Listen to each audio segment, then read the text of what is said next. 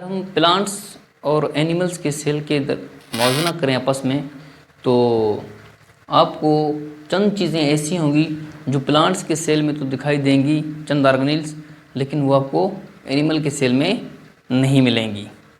अब कौन से ऑर्गेनेल्स आपको प्लांट्स के सेल में मिलेंगी और कौन सी आपको एनिमल्स में सेल में मिलेंगी, इन दोनों में जो फ़र्क है उसमें से एक जो ऑर्गेनेल मैं आज आपको पढ़ाने वाला हूँ, और वो है प्लास्टिड्स। अच्छा, अब इसी बुनियाद पर, इसी डिफरेंस की बुनियाद पर प्लांट्स और एनिमल्स में एक बेसिक डिफरेंस आ जाता है, और वो है mode of nutrition. Mode of nutrition में होता क्या है कि प्लांट्स अपनी खुराक तो खुद प्रिपेयर कर सकते हैं, बना सकते हैं, जबकि एनिमल्स में ये एबिलिटी नहीं होती और वो अपनी खुराक दूसरों से लेते हैं।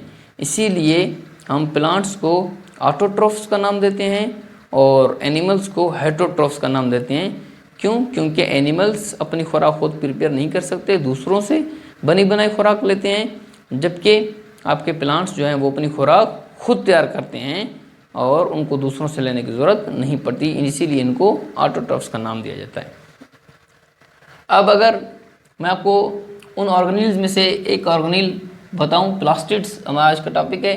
प्लास्टिड्स की हम डिटेल में क्लासिफिकेशन पढ़ेंगे आज, और उसमें जो एक अहम टाइप है क्लोरोप्लास्ट, जो कि आपको मिलेगी प्लास्टिड की स्ट्रक्चर में, वो बहुत अहम है, जिसकी बुनियाद पर प्लांट्स अपनी खुराक खुद तैयार कर सकते हैं। उसकी स्ट्रक्चर और फंक्शन भी इंशाल्लाह पढ़ेंगे हम। तो ये चलते हैं, देखते हैं प्लास्टिड्स। प्लास्टिड्स की क्लासिफिकेशन की बात करें तो इसमें से सबसे पहले जो अहम है वो प्रोटोप्लास्टिड्स हैं। ये यंग हैं, आपने याद रखना है, इमेच्योर हैं और ये डेवलपमेंट में काम देते हैं। मतलब कि इनको मेरिस्टेमेटिक टिश्यूज़ भी कहा जा सकता है। क्यों मेरिस्टेमेटिक टिश्यूज़ कह सकते हैं? क्योंकि ये मतलब कि डिवाइड हो सकते हैं नए सेल्स की प्रिपरेशन में अहम किरदार अदा करने के लिए, डिवाइड होकर नया जो है सेल बनाने में अहम किरदार अदा कर, इसीलिए इनको हम मेरिस्टेमेटिक टिश्यूज़ का भी नाम देते हैं। तो इनकी अगर टाइप्स की बात करें तो इसमें से दो जो हैं हमारे पास वो कलरलेस हैं, इटायोब्लास्ट और ल्यूकोप्लास्ट। ये कलरलेस हैं, जबकि हमारे पास जो क्लोरोप्लास्ट है ये कलरफुल पार्ट है, जिसकी बुनियाद पर प्लांट्स का कलर भी बनता है। तो पहले हम इटायोप्लास्ट और क्लोरोप्लास्ट की बात करते हैं। अब इटायोप्लास्ट या क्लोरोप्लास्ट, इटायोप्लास्ट असल में ये कलरलेस टाइप है प्रोटोप्लास्टिड्स की। इसमें होता क्या है कि ये बाद में जाकर क्लोरोप्लास्ट में तब्दील हो सकता है। ये जब बन जाएगा तो फिर ये बाद में जाकर किस में, आपका जो है क्लोरोप्लास्ट में तब्दील हो जाएगा। मतलब कि क्लोरोप्लास्ट की फॉर्मेशन कर सकता है ये बाद में तब्दील होकर, मॉडिफाई होकर।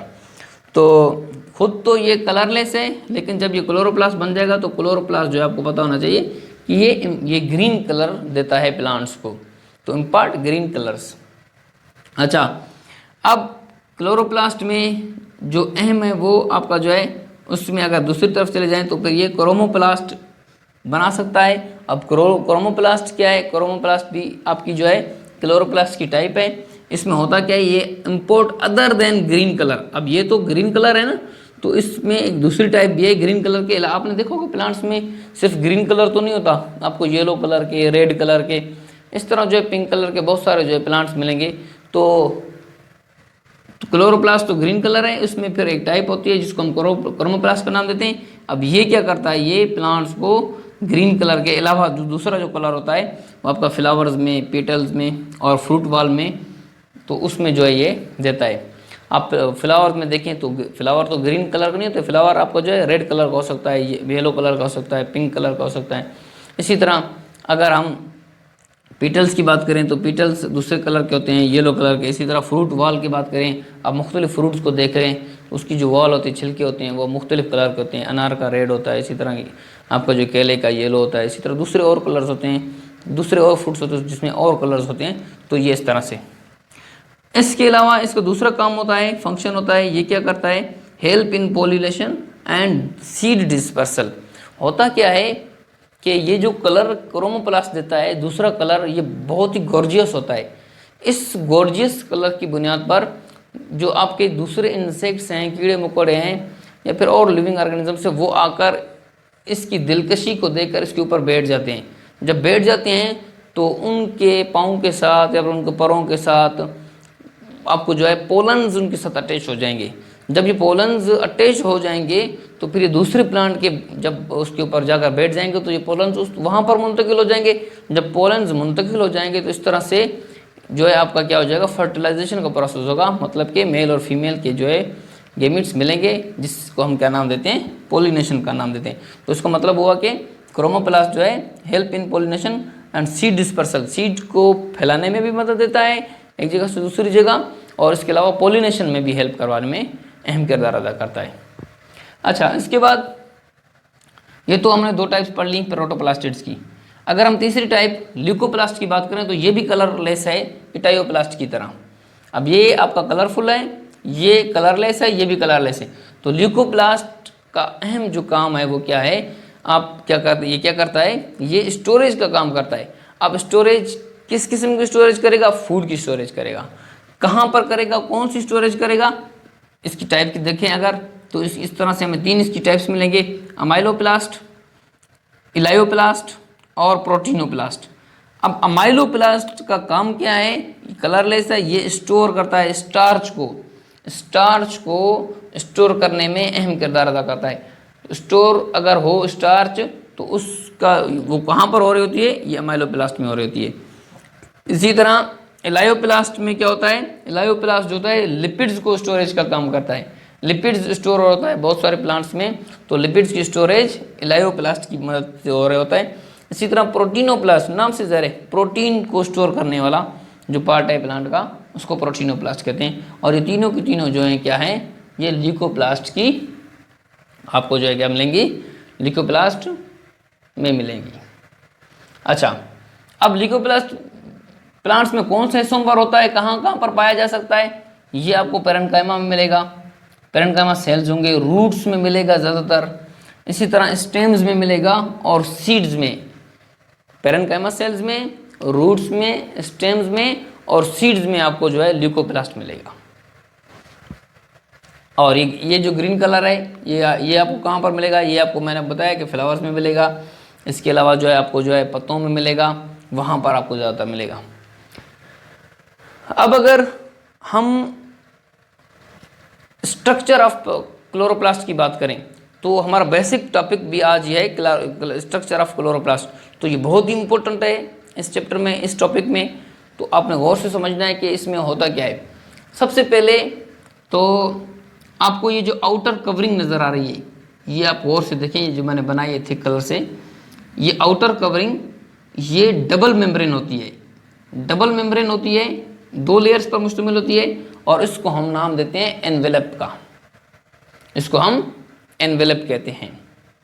इसी तरह इसके बाद अगर दूसरी स्ट्रक्चर को देखें तो आपको यहाँ पर ये डॉट डॉट स्ट्रक्चर नज़र आ रही हैं, ये असल में जो है ये मैट्रिक्स है, ये पूरे इस क्लोरोप्लास्ट में फैला हुआ आपको इस तरह मिलेगा, ये मैट्रिक्स। अब मैट्रिक्स क्या होता है, ये जो है फ्लूइडिक पार्ट है, इसको स्ट्रोमा का नाम भी देते हैं। बात समझ में आ गई। इसके अलावा तीसरी स्ट्रक्चर हम देखें, यहाँ पर आपको स्मॉल सर्कुलर डीएनए मिलेगा और इसके अलावा राइबोसोम्स मिलेंगे 70S। और आपको पता है, मैं पहले पिछले टॉपिक में माइटोकॉन्ड्रिया में आपको बता चुका हूँ कि ये क्या होता है, circular DNA, small circular DNA genetic material है। ये करेगा क्या, सेल्फ रेप्लिकेटिंग ऑर्गन है। अगर इसी तरह मैंने आपको जब माइटोकॉन्ड्रिया पढ़ाया था तो माइटोकॉन्ड्रिया में बताया था कि अगर उसको आर्टिफिशियल मीडियम में रख दें, आर्टिफिशियल में रखने से मीडियम से क्या होगा कि ये जो है सर्वाइव कर सकेगा, ये डेड नहीं हो जाएगा। क्यों, क्योंकि इसमें जो है स्मॉल सर्कुलर डीएनए मौजूद है जो कि सेल्फ रेप्लिकेटिंग ऑर्गन है, इसको दूसरे की मोहताजी नहीं उठानी पड़ती रेप्लिकेशन के लिए। अच्छा, इसी तरह इसमें राइबोसोम्स मौजूद हैं। अब राइबोसोम्स जो है वो साइटोप्लाज्मिक राइबोसोम्स से डिफरेंट होते हैं। क्यों, क्योंकि साइटोप्लाज्मिक जो राइबोसोम्स होते हैं वो 80S होते हैं, जबकि इसमें जो होते हैं वो राइबोसोम्स वो 70S होते हैं। राइबोसोम्स का काम है कि प्रोटीन की फॉर्मेशन का, तो इसका मतलब है कि यहाँ पर प्रोटीन की सिंथेसिस भी हो रही है। अच्छा, इसके अलावा यहाँ पर आपको बेसिक स्ट्रक्चर्स मिल रही हैं चंद। नंबर 1 पर आपको जो है डबल मेम्ब्रेन एनवेलप मिल रहा है। नंबर 2 पे जो आपको जो है मैट्रिक्स मिल रहा है, स्ट्रोमा। और इसके अलावा आपको जो तीसरी स्ट्रक्चर मिल रही है ये ग्रेना। ये जो है 3 बेसिक स्ट्रक्चर्स हैं। इसमें अगर मैं ग्रेना के बारे में आपको बताऊं तो ग्रेना एक्चुअली है क्या। ग्रेना जो है असल में ये थाइलेकोइड मेम्ब्रेन का एक ग्रुप है, एक मतलब कि पायल है। आप बहुत सारे कॉइन्स अगर एक दूसरे के ऊपर रखें तो जो पायल बनेगा, पहाड़ी बनेगी, जो छोटी इस तरह से स्ट्रक्चर जब रखेंगे बहुत सारे कॉइन्स, तो उस तरह की स्ट्रक्चर जो बनेगी उसको कहते हैं हम क्या, ग्रेना कहते हैं। और किसकी बुनियाद पर बनेगी वो कॉइन्स की बुनियाद पर बनेगी। अब यहाँ पर जो स्ट्रक्चर बनेगी वो थाइलेकोइड की बुनियाद पर बनेगी। अब थाइलेकोइड है क्या, थाइलेकोइड जो है आपका ये एक स्ट्रक्चर है। मैं आपको मजीद समझाऊं, ये इस तरह से मैंने बहुत सारे स्ट्रक्चर बनाई हैं, ऐसे से एक स्ट्रक्चर, इसको थाइलेकोइड कहते हैं। इस तरह से बहुत सारे थाइलेकोइड ने मिलकर जो स्ट्रक्चर बनाई है उसको हम क्या कहते हैं, ग्रेना का नाम देते हैं। अब ये ग्रीन कलर का होता है, ये क्या होता है, ग्रीन कलर का होता है। अब कितने एक पायल में थाइलेकोइड्स होते हैं, ये तकरीबन 25 से 50 के दरमियान में हो सकते हैं। 26, 30, 35, 48, 49, 50 या इसके बीच में होंगे, जितनी भी इनकी तादाद होगी। तो 25 से 50 तक जो है थाइलेकोइड्स मिलेंगे तो एक पायल स्ट्रक्चर बनेगी जिसको हम क्या नाम देते हैं, ग्रेना कहते हैं। अब कितने ग्रेना होते हैं एक क्लोरोप्लास्ट में, ये बहुत इंपॉर्टेंट है समझना। तकरीबन जो है 40 से 60 क्लोरोप्लास्ट के अंदर जो आपको थाइलेकोइड ग्रेना मिलेंगी। एक ग्रेना 25 से 50 के दरमियान में थाइलेकोइड से बनेगा, और जबकि एक क्लोरोप्लास्ट में जो ग्रेना होगा उनकी तादाद जो है वो तकरीबन 40 से 60 के दरमियान में होगी। इस पूरी स्ट्रक्चर में जो है इतने मिलेंगे आपको। अच्छा, अब इसके बाद अगर मैं आपको एक और चीज समझाऊं कि ये जो आपको आप लेयर देख रहे हैं, ये वाली, ये ब्लैक कलर से मैंने बनाई हुई ड्रा की हुई है, ये असल में इंटरग्रेना है। इंटरग्रेना क्या है, इंटरग्रेना जो है थाइलेकोइड्स को जोड़ने का काम करते हैं। बहुत सारे थाइलेकोइड्स होते हैं, मैंने आपको बताया 40 से 60 थाइलेकोइड्स होते हैं। तो ये जितने भी थाइलेकोइड्स हैं इन सब को आपस में लिंक किया होता है इंटरग्रेना ने, और intergrana is larger than as compare to grana. Grana से थोड़ा सा साइज में बड़े होते हैं। इसके अलावा अब यहाँ पर ये तो बात आपको समझ में आ गई, ये थाइलेकोइड हो गया, ये ग्रेना हो गया और ये इंटरग्रेना हो गया। अब यहाँ पर जो बेसिक चीज़ है वो क्या है कि हम क्लोरोफिल की बात करें। क्लोरोफिल कहाँ पर होता है, क्लोरोफिल जो है आपको थाइलेकोइड की मेम्ब्रेन पर मिलेगा। अब ये मैंने एक थाइलेकोइड बनाया, ये एक थाइलेकोइड है, दोबारा से देखें, ये एक थाइलेकोइड है। अब ये जो मैंने इसकी जिसके ऊपर मैं मार्कर घुमा रहा हूँ, ये मेम्ब्रेन है। तो इस मेम्ब्रेन के ऊपर जो है आपको क्या मिलेगा, यहाँ पर आपको क्लोरोफिल, इसके अंदर जो है आपको क्लोरोफिल मिलेगा। क्लोरोफिल इस थाइलेकोइड मेम्ब्रेन के अंदर मिलेगा आपको। तो ये क्लोरोफिल है। क्लोरोफिल की जो एक्चुअल पोजीशन है वो थाइलेकोइड मेम्ब्रेन के अंदर होती है। अब होता क्या है, होता किस तरह से, ये प्रोटीन, ये जो आपका फूड की प्रिपरेशन किस तरह से कर रहा है। अब सनलाइट जब आएगी, जब भी सनलाइट आएगी तो सनलाइट क्या करेगी, यहाँ पर टकराएगी थाइलेकोइड मेम्ब्रेन के ऊपर। जब थाइलेकोइड मेम्ब्रेन इसके ऊपर टकराएगी तो इसके अंदर क्या मौजूद है, क्लोरोफिल मौजूद है। क्लोरोफिल कौन सा मटेरियल है, लाइट एब्जॉर्बिंग मटेरियल है। जाहिर सी बात है वो सनलाइट को क्या करेगा, एब्जॉर्ब करेगा।